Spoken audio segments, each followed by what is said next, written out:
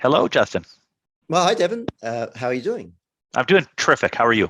Well, thank you. So I'm here with Devon Gillard from F12 out of Alberta. So could you start, Devon, by letting us know what's F12 and what does F12 do? Yeah, perfect. Well, we're in the IT services space. So we seek to be IT partners for small and medium businesses. Our typical customers range anywhere from 25, 30 individual users of computers up to about 1,000 where we're engaged on a bit of a different level. We fall under the managed services bucket, which is a collection of IT service providers that engage in long-term managed, basically become either the entire IT department or a function within the IT department for businesses. And that's our role in the marketplace. Yeah, so the term that's used internally within the industry is MSP, managed service provider. That's correct. Yeah, managed service provider. Yeah, and I guess that the concept of MSP could sort of evolved from, or the lineage would go back to IBM when they I don't know if they invented the concept of sort of total managed service provision with IBM services. Yeah, and I in the professional services space, I think that is likely the pedigree. It's my understanding of the history, but I like to dumb it down a little bit because we can get a bit grandiose and go. To my knowledge, managed services for businesses really started with janitorial services. So there's a function in the business that needs to be done. Yes. That isn't core to the business. In other words, if you had the most amazing, most efficient, and most effective internally managed janitors, you had the best management, you'd figured out and sourced the best products, and you developed the best methods, would that be a core differentiator for your business? For almost all businesses, no. Not for most Well, then businesses. You're better to outsource that to somebody else who has made it their passion so that you can focus on the higher order things that will differentiate you to your customers and add value. So most businesses arrive at that with janitorial services, right? It's just That's not worth the interesting. So let headache. me play devil's advocate because this is an interesting. So it makes perfect sense in the context of janitorial services, but there are many businesses that would, and arguably most businesses should, claim that technology is core to the success of their enterprise. And I would agree with them. So then it becomes just like, you could say the same argument with janitorial, just to go back to the analogy. For a lot of businesses, their facilities, the location, the branding, the flow, it is core to their customer experience. That doesn't mean that the cleaning of the businesses need to be. And this is where I think there's an education needed when we talk about technology. Yes. Because it all gets bundled and often put under IT or information technology. The reality is technology runs the gamut from the bolts, bits and bolts infrastructure, the plumbing, the management of that, the effectiveness, the hygiene of it is a term we use internally in the industry, all the way up to the business differentiator things. How is technology affecting your customer experience? How is it impacting your own decision making, dashboarding, automation? It is vital for clients, businesses of all kinds, and I use businesses broadly to talk about charities and governmental organizations and all the rest, to focus on those differentiations in technology. The challenge is often they're operating way too low and the focus is still on the nuts and bolts. So a managed service provider at its heart is to say that stuff's complicated. There's a lot of risk there and complexity that ultimately needs to be done very well for your business, but won't add a differentiated value. Let's outsource that. Then lift up your eyes and have internal resources on your own You can't outsource that effectively. So I guess if you're a medium-sized business, there's an argument that if you are trying to manage the whole technology gamut, to use your term, then the attention that you're applying to the plumbing is distracting you, or is cannibalizing the attention that you should be applying to the more strategic parts of the technology stack. Yeah, likely, in what we see time and again is CEOs are often frustrated because they're spending a considerable amount on the internal tech team. And what they want is to drive differentiated value out of that. They're asking for things, but that team is often understaffed to do the entire tech stack and are just victims of unfortunately, technology is imperfect. So they're victims of day-to-day issues that come up. And technology is imperfect, but that's really only about 30% of the story. The other part is that people are imperfect.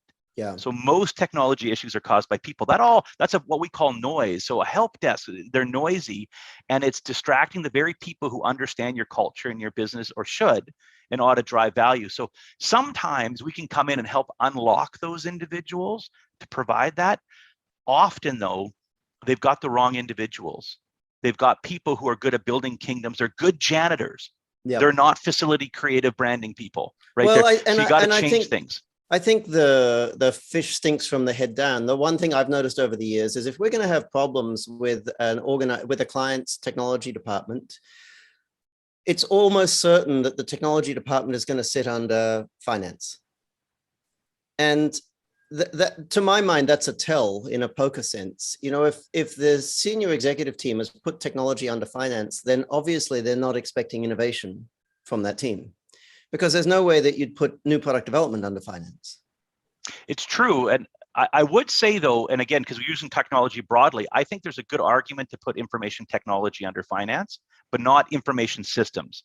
So we put a separation between IS and IT. Yes. And you actually want to limit, to some extent, innovation in IT, because you don't want risk. Yeah, so the security part, it would make sense. Yeah, exactly. It would make sense to put under. Yeah, and the finance is about managing costs, and but not the innovation bit. Not the innovation bit. If you don't split out the innovation bit and put that somewhere else, then all you end up with is security and cost reduction and all of the non-innovative stuff.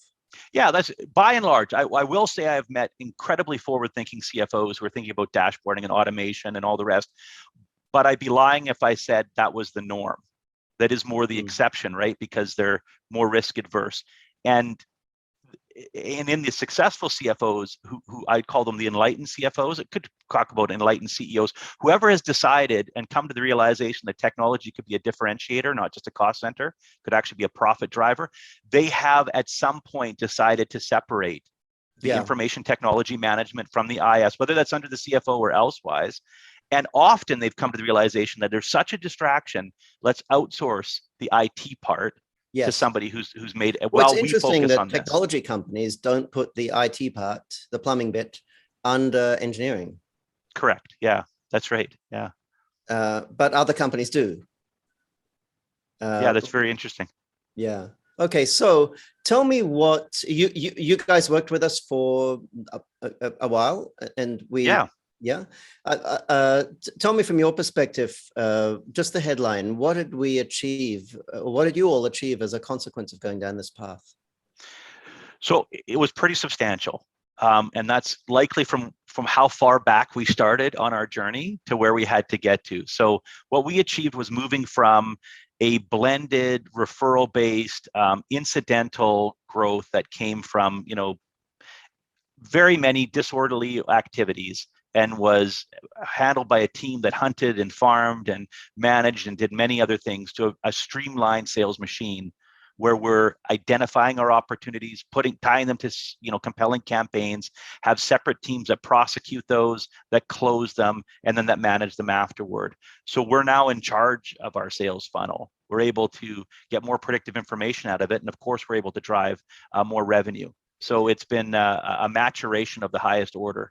So I guess the $64 question is, are you winning new business, meaning new accounts or new categories of business from existing accounts, at a faster rate previously?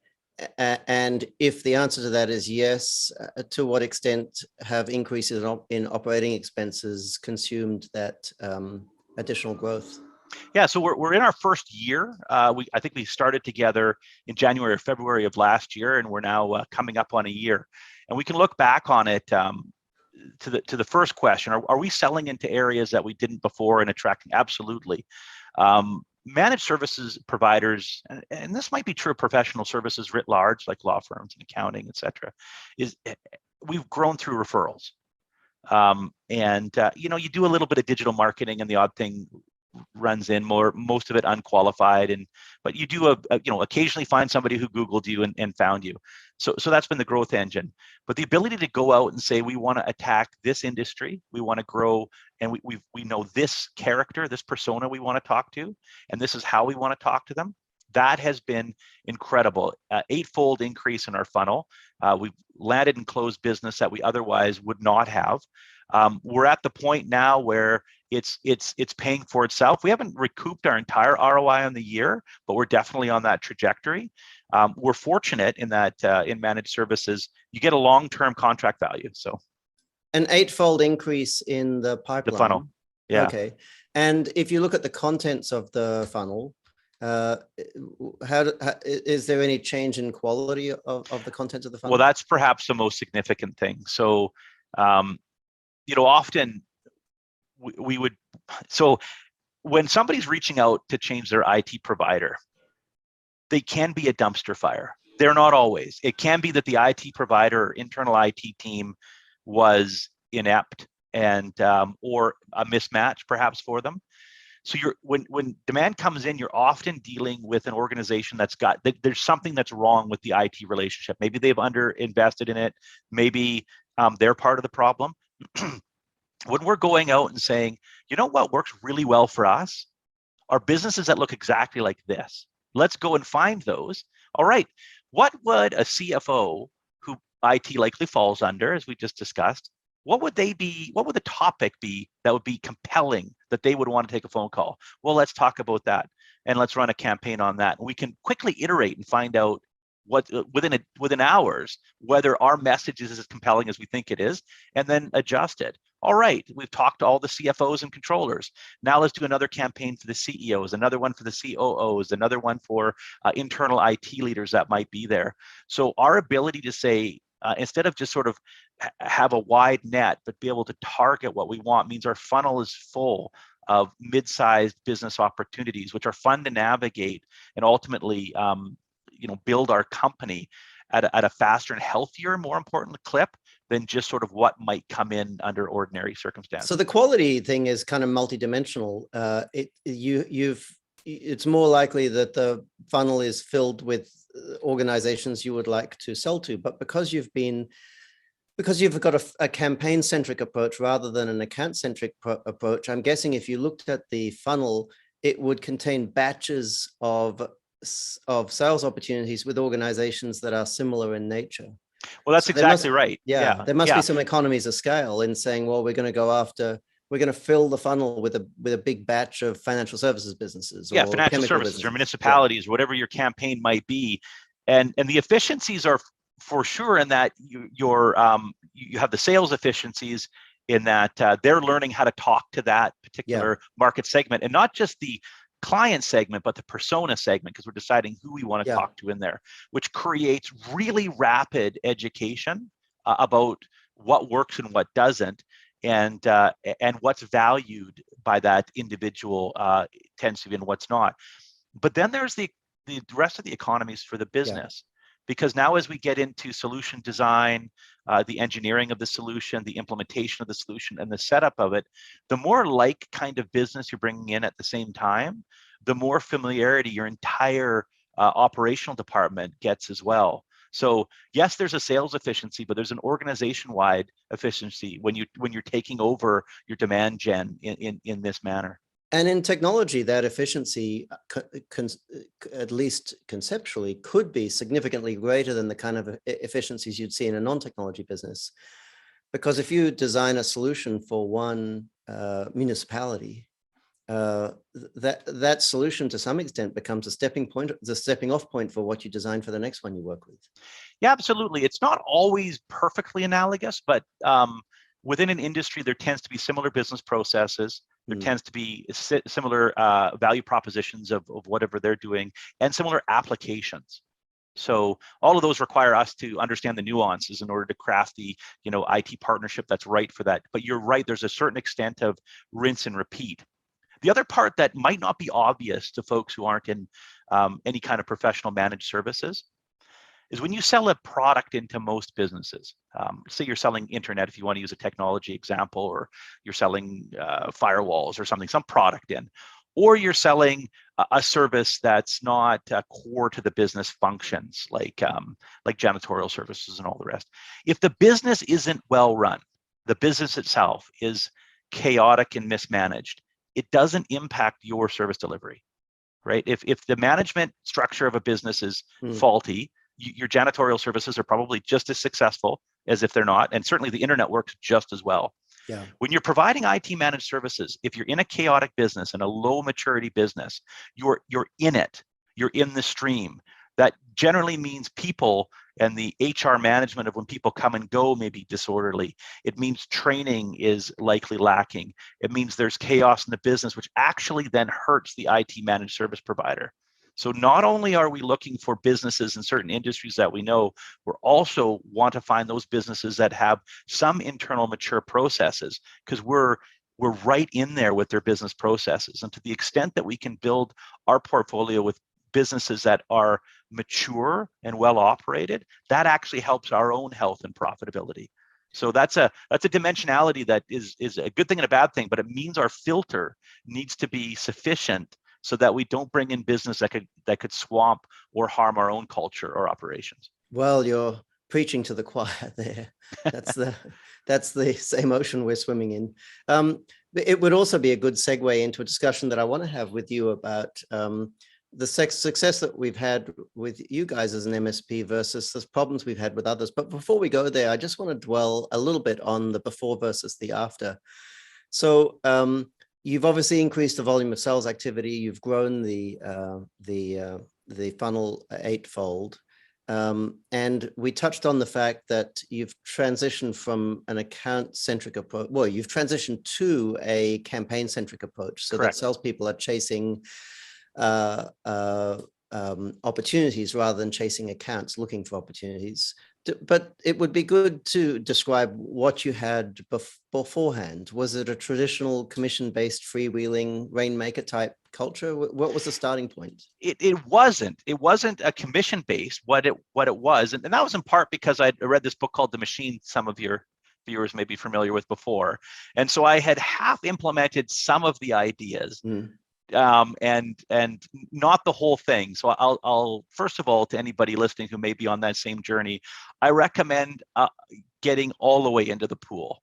Like, reach out to Ballistics, get the support. We toyed with it for a couple of years with some modest benefits. So I'll explain how we did. So in our growth, our company F12.net is formed by other managed service providers coming together. So I used to run a company, and I've been part of the family for over a decade, as is the case for many of our other locations. So we had these MSPs, they had their own relationship. So it was more like a general manager model, where each location had one or two inspirational leaders that kept things going from a sales and account management perspective, would have activities going on in the community to generate opportunities and leads. And we would supplement that with some digital marketing and, of course, some marketing campaigns.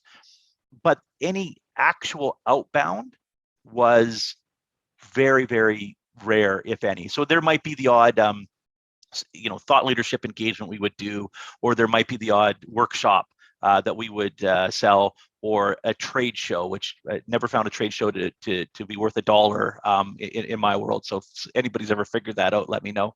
But so that would be, leads would come in. The individuals were rewarded based upon the growth of their business. So how much their salary was tied to how much they were growing their recurring revenue, which is the name of the game in managed services, as in lots of businesses.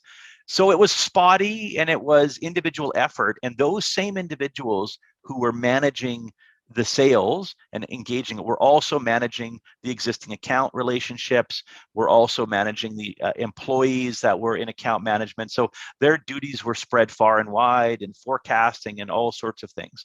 So we had a lot of activities which therefore were neither directed nor consistent across the country, nor was there any real clear accountability. Because they had so many activities going on, there wasn't measurement about, well, how successful was this activity? Because it all got thrown into a blender and out popped the results. And the results could be great or they could be non-existent. But then whatever information you were getting back about what was working or was not was so cloudy, you could neither fix it nor repeat it. So as an organization, you were definitely punching beneath your weight class. 100%. We were immature in our practices. Okay. What changed? What changed was two things. Number one, growth that had coming from referrals was not going to get us to our goals. So simultaneously with this, we've had equity partners we've worked with for a while. We started partnering with a new equity partner that that said this message to us very loud and clear, that you're better than you pretend, you're better than you say you are, and they use the same expression, Justin, that you're punching below your weight. So the previous partner passed the baton to a new partner? That's correct. Well, okay. We had a great equity firm that was a partnership that was good for us in our certain stage of our evolution, but they weren't growth minded. Okay. They were very much they were a bank. They were good at maturing us, but they weren't they were very risk adverse, as financial institutions tend to be. Our new relationship was more, hey, we don't actually mind investing smartly in avenues of growth, and realize that it doesn't just happen overnight. You don't just hire a salesperson and the next month go, where's the sales? You don't just start a campaign and go, next week, where is it? So that unlocked the potential for us to find ways of restaffing and engaging. And key to that was we brought on Ballistics to help us, saying, okay, read the book, attended a couple of webinars, I'm ready to proceed, have done this much, help us with the rest.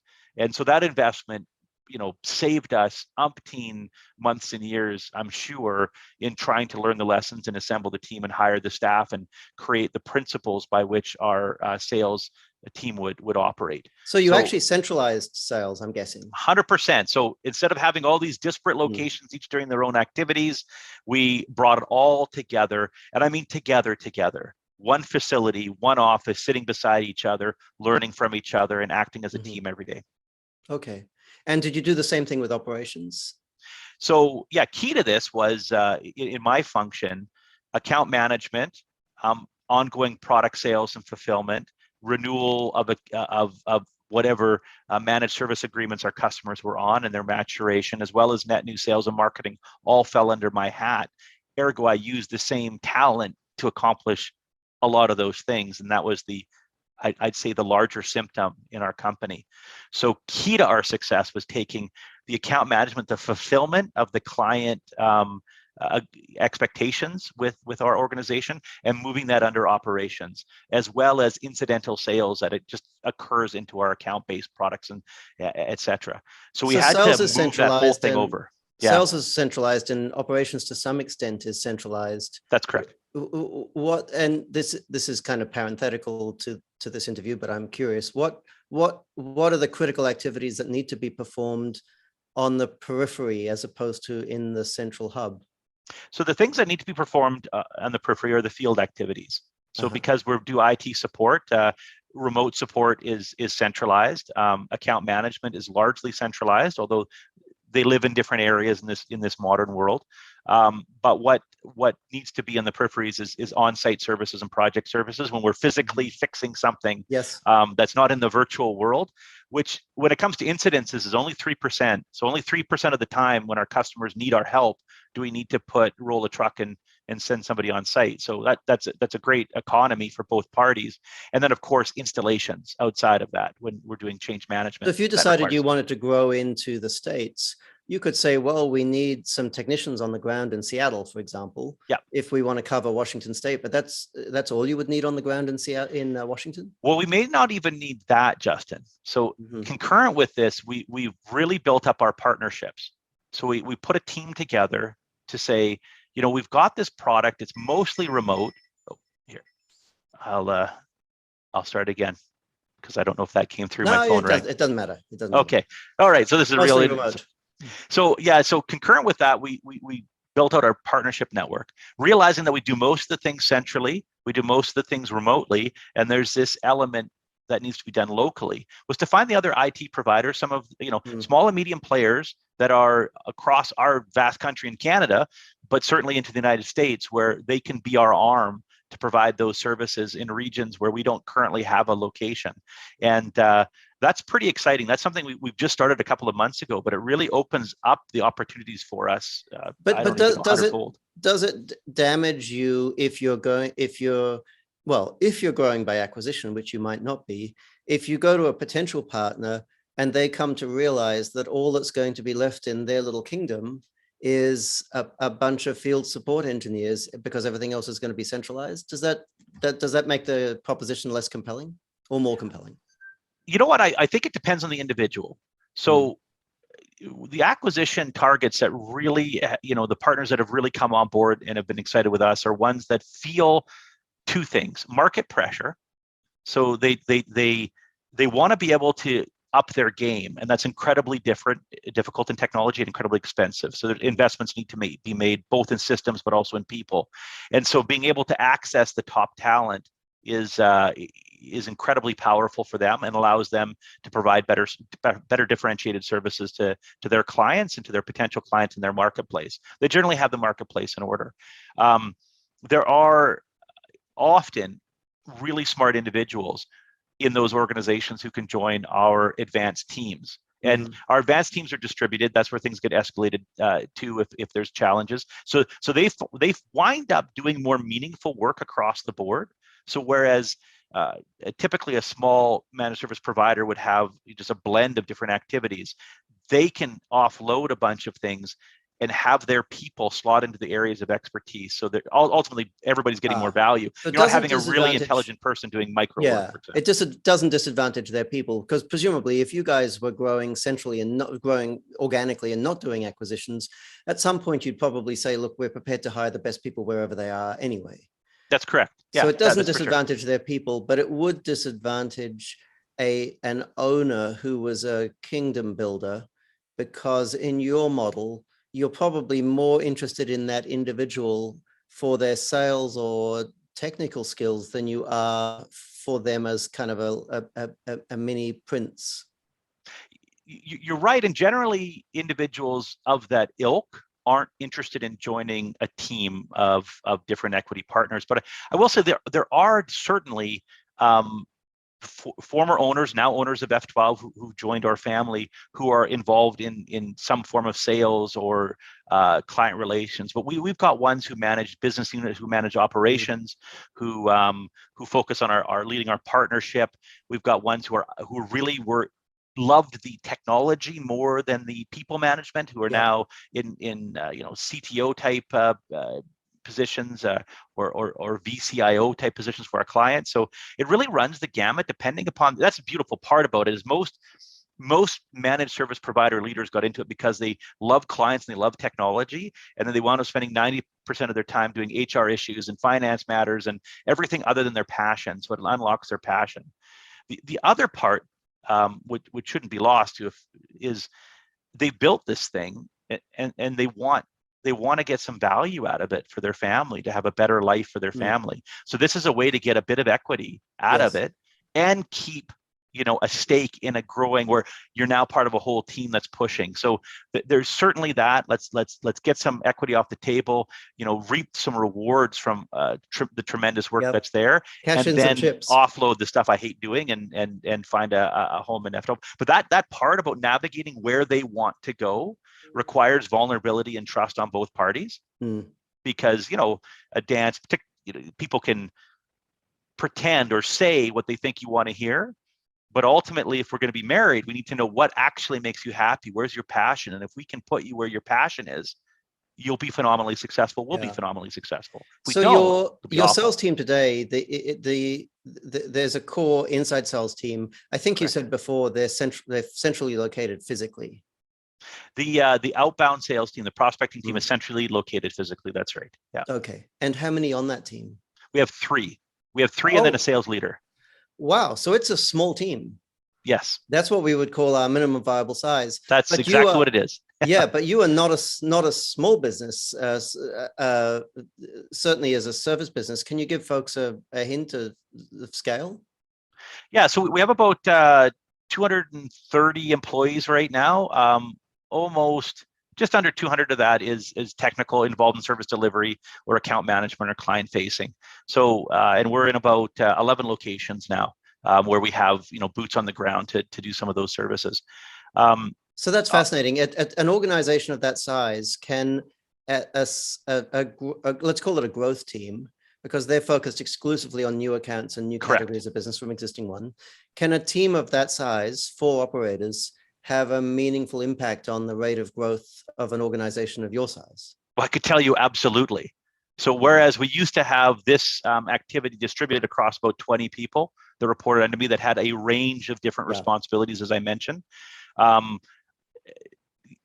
yet, and I say the funnel grew 8 times, but I was very critical of what the funnel said before, because it was full of, I would say, nonsense or hopium. Whereas now we have a funnel that's by defined activities that actually says this happened, ergo it's at this stage, not I think we're at this stage. So our funnel's better, the information's better, the results are better from a smaller team. And what's been incredible is how many sales conversations they can have in a given day when that's all they do. So each individual is having many sales conversations, scores and scores every week. So the productivity is incredibly higher than it ever was under any other model that we tried previously. Yeah, so they're talking to senior executives in medium-sized enterprise, and scores a week. Scores for folks who are younger than us is 12. So multiples of 12 per person per week. That's right.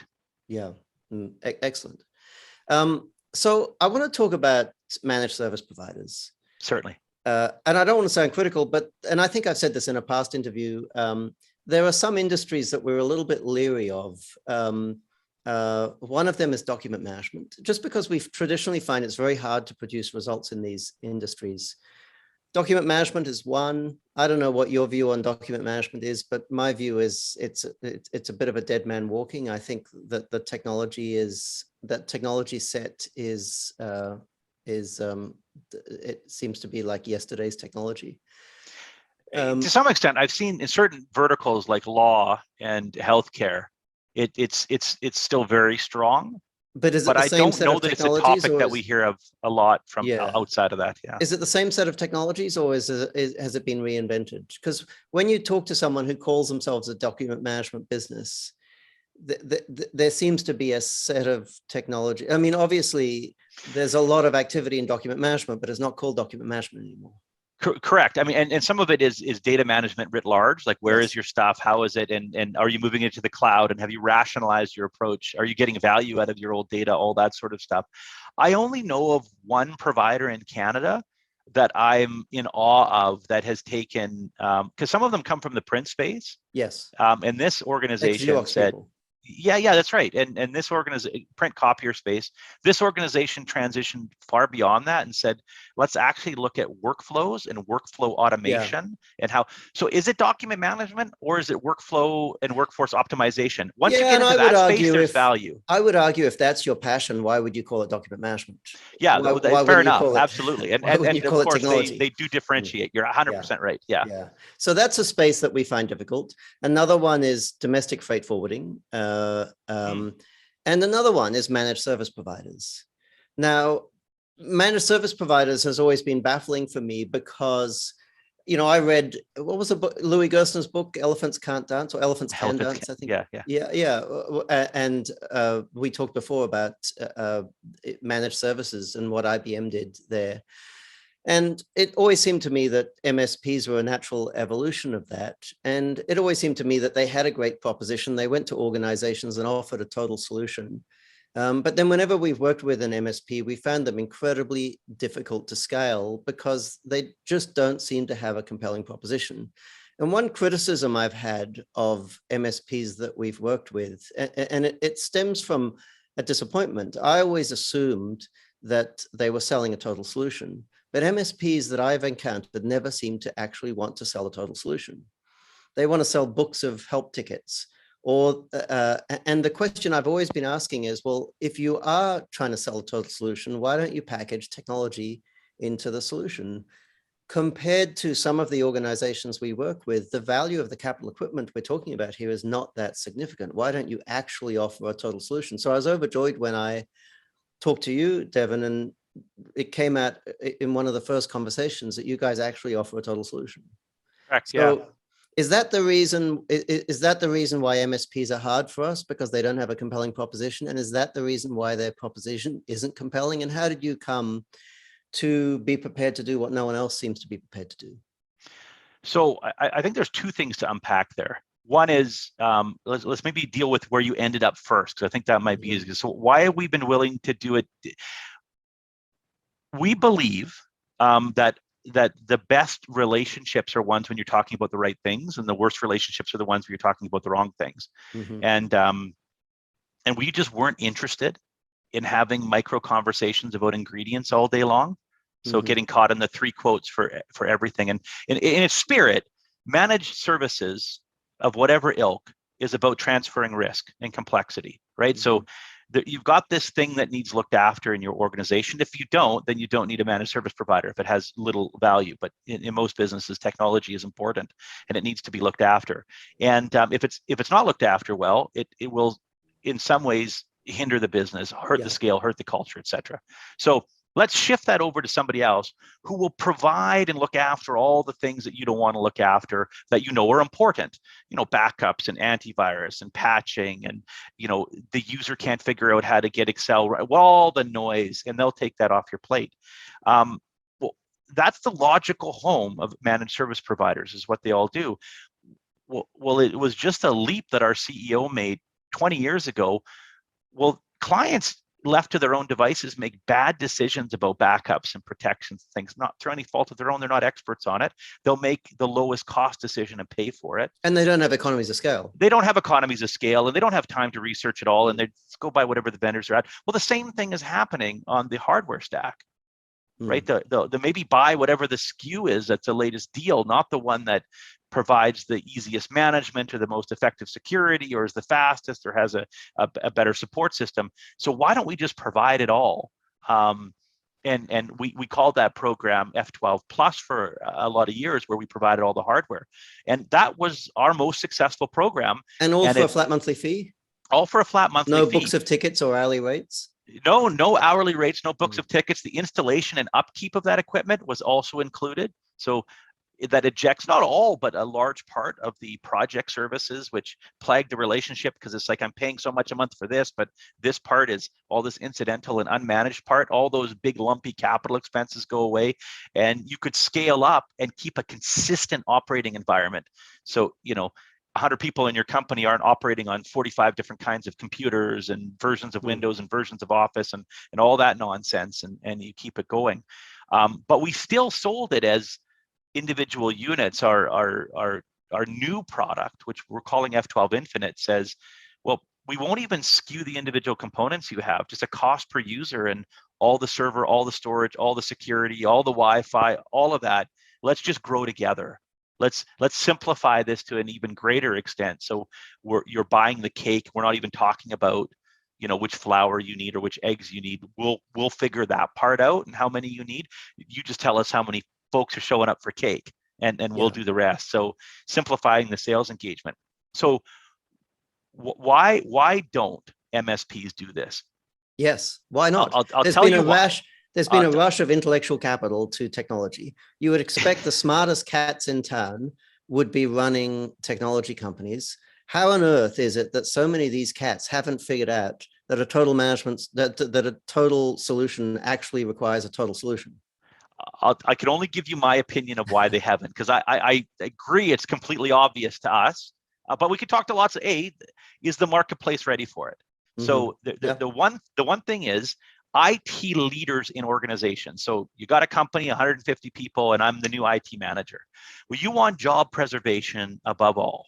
So you tend to build a kingdom, which means to justify your value, you like to look at 3 quotes for a laptop and 3 quotes for a Wi-Fi. And that is part of the way in which you're wired. So selling to those individuals the concept, you really have to have an enlightened IT leader.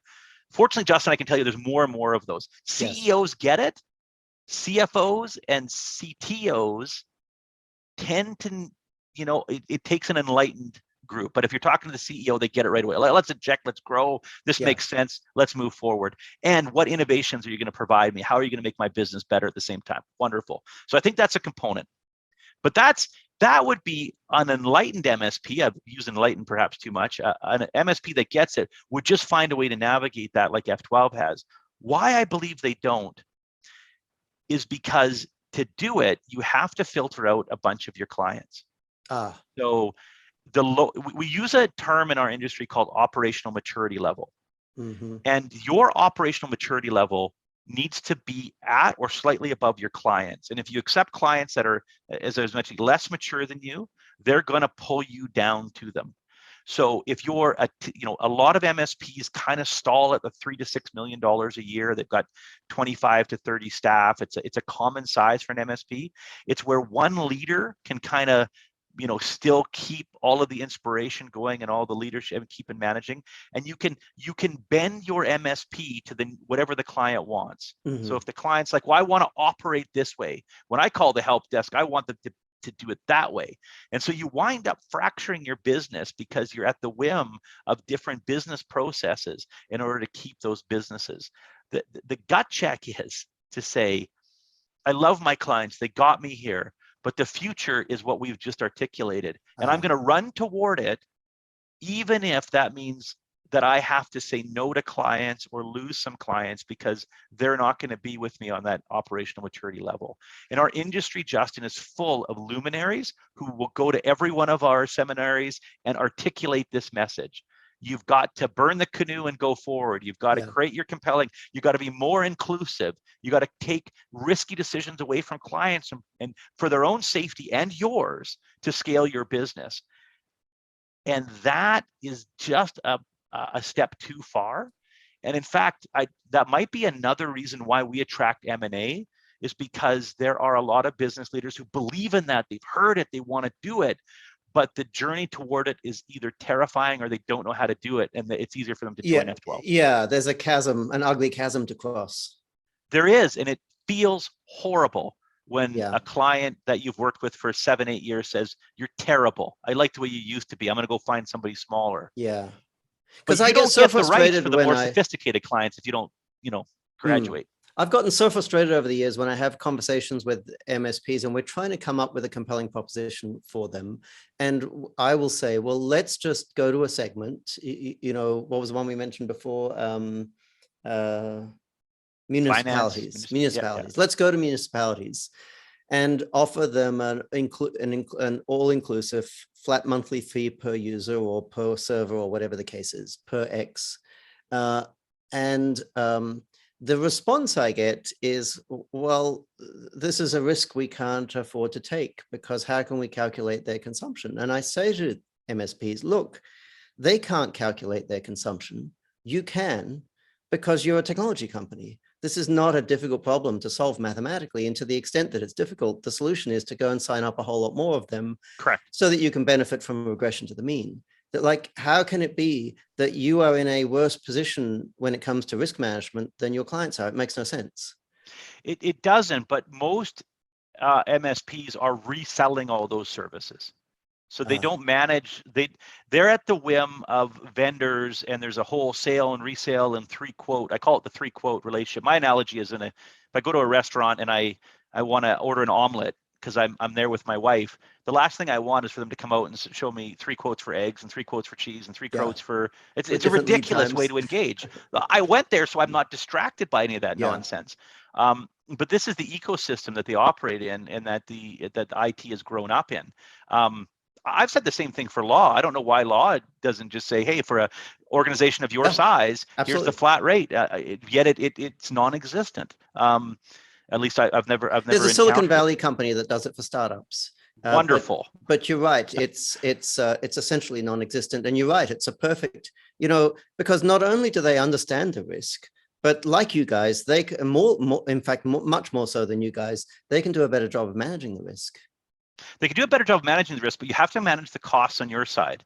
So there's been a move in MSPs to outsource help desk and to resell a lot of services. So they're reselling cloud services and they're reselling this and they're reselling that, which means that if they get risk adverse, that if they have these clients that overconsume those things when they've set fixed prices, they're going to be exposed.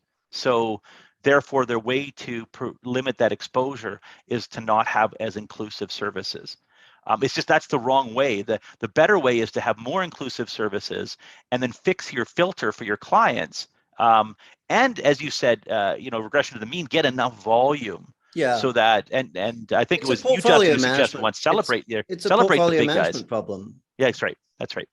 Yeah, and I've always been frustrated that folks aren't prepared to see it as a portfolio management problem.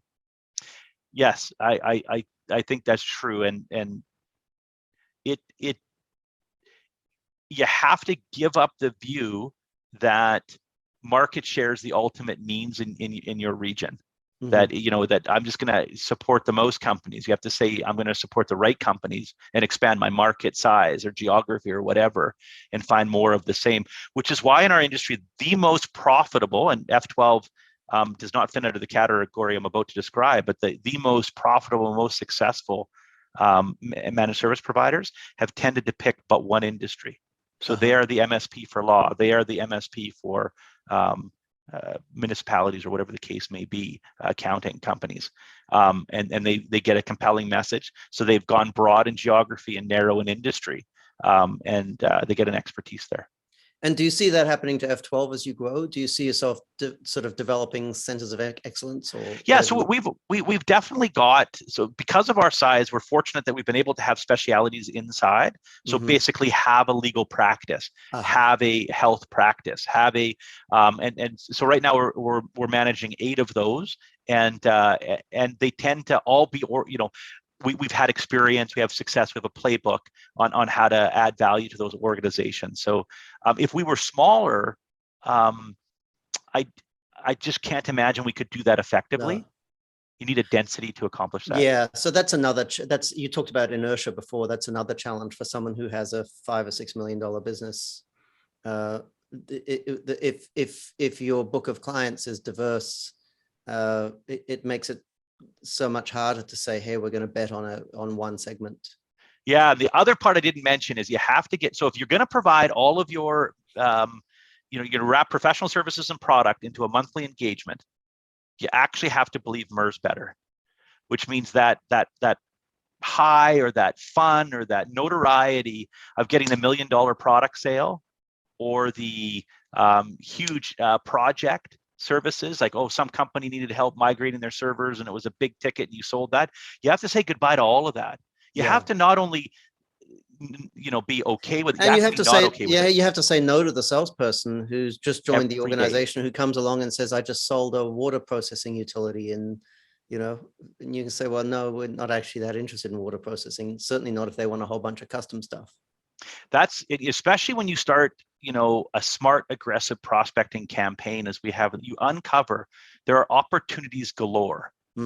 So every day your salespeople, there's work we could do and fulfill it, but it wouldn't serve our end. And you have to have the discipline to say no to that. And it can't just be viewed as neutral. It has to be viewed as bad. Yeah.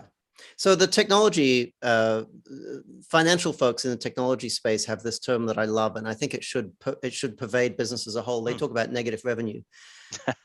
And negative revenue is revenue that salespeople win that causes the organization to develop in non-strategic ways. And in technology companies, that normally involves a commitment to do a whole bunch of custom development that shouldn't be on the roadmap. Yeah, absolutely. Easy to do when there's a willing customer who's willing to pay a fair amount of dollars to have you distracted to do something that's not part of your future development. Yeah. Yeah, it's almost a, what's that term they use? It's almost an acqui-hire by stealth. Yeah, that's, yeah, they steal your most, they steal your most talented person and transfer them to their payroll without anyone realizing it. Yeah, it's very true. And then, you know, for the meager compensation they give you, you're perhaps, you know, making profit that month, but it does nothing now. It cannibalizes your ability to create a sustainable, scalable managed service provider into the future. Yep, you would be better off just surrendering and selling the business to them.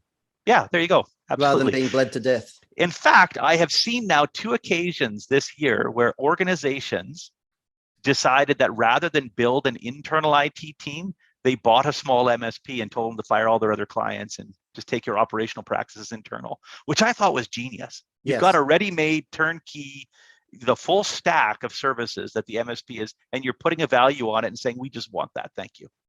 Yeah, that's fantastic. So the last thing I want to talk to you about is the implications of working in a private equity owned business. We love private equity because private equity values growth above all else, and we do too. And sometimes we get frustrated with organizations because they profess a desire to grow, but they're not prepared to make the sacrifices that are required to grow.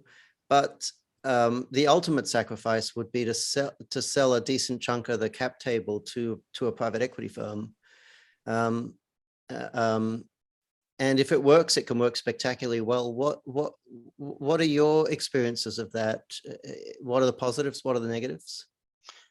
Well, I'll start with the positives. And you know, we've long had a silent partner, and we you know, the folks who come aboard on F12, the other business owners are all owners. We've had you know, an investor mindset to a certain extent for a while, but a private equity firm is of a different ilk. Yeah. And I often view it like one of the advantages, if you don't mind. Well, there's a clock ticking with a private There's a clock equity ticking. Firm. Yeah. But there's also a perspective and a consultation that if you've got the right private equity partner is amazing. So just to draw from our own experience, you know, you can hire an internal IT guy, but his knowledge will be of your environment. He won't have a broad view that a consultant will, or a managed service provider that has seen a lot of things. They've supported a lot of businesses. And that's the same as us. We just know our business and the businesses we support. We know our industry. A private equity firm has a much broader view. They've likely, you know, if you're partnering with the right company, they've taken businesses from your size to 10x. That's what they've done. They understand. They've heard it all your excuses that you give yourself, all of your untruths that you've believed. Yep. They look at data and they provide clarity and direction.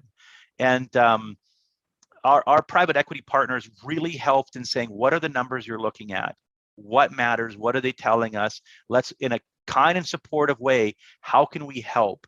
So now that we've gotten to truth and we've seen this is good in the business and this is weak, or this is strong but isn't going to get us where we needed to go, what are we going to do about it? So that dialogue, being informed by somebody with the experience and the broad understanding of different businesses and different industries, it has been invaluable.